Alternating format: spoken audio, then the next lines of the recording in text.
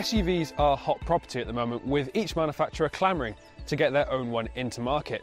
This is Vauxhall's, the Mokka X, and it offers a good range of engines at an affordable price, which makes it a good choice for families. However, can it fend off competition from more premium rivals? The Mokka X has the chunky styling favoured by many cars in this segment. Our test car sits on 18-inch alloy wheels, which, though an optional extra, do give the Mokka X a little more presence on the road. The black plastic cladding gives it a funkier look too. On the face of it, the Mokka X's interior isn't that bad. It's quite smart to look at, but pry a little closer and the effect quickly slips. This plastic area is made out of some really cheap material, while the air conditioning controls are fiddly and a little bit cluttered to use. All in all, it just doesn't feel up to the standard set by other rivals in the segment. All Mokka X's get a 7-inch touchscreen as standard, though higher spec versions do get an 8-inch screen. It's quite responsive and it is easy to use, making it simple to pair your smartphone. There's actually not a bad amount of space in the back of the Mokka X. The driver's seat is in my position and I'm around 5'11", and I've still got plenty of legroom here behind it.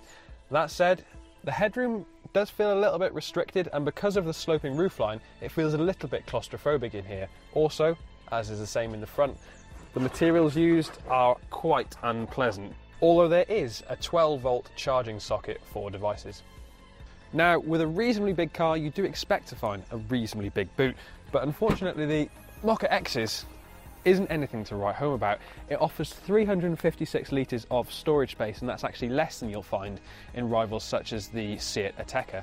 But that being said, you can get extra storage with this handy under boot floor area.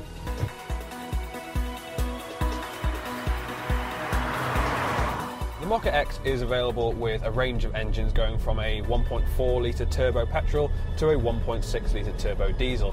Now we're in the 1.4, and to be honest, it's not such a bad engine. It's quite quiet and it's relatively refined even at motorway speeds too. However, the two problems are the clutch and the brakes. Both are incomprehensibly grabby, which makes it really annoying to drive in stop-start traffic, and this is something to definitely consider if you're planning on using your Mokka in urban areas. In terms of ride quality, it's not that bad. It's relatively soft, so you do feel quite a lot of body roll, but you also feel quite a lot of lumps and bumps in the road, which means that if you are travelling more miles, it's going to be a little bit more tiring to drive. All engines in the range can be specified with either a 6-speed manual gearbox or an automatic. We've got the manual here, and it's not such a bad box at all.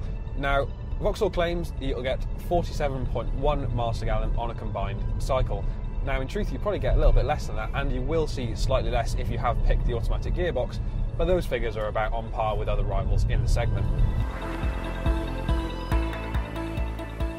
The Vauxhall Mokka X certainly makes sense as a family car.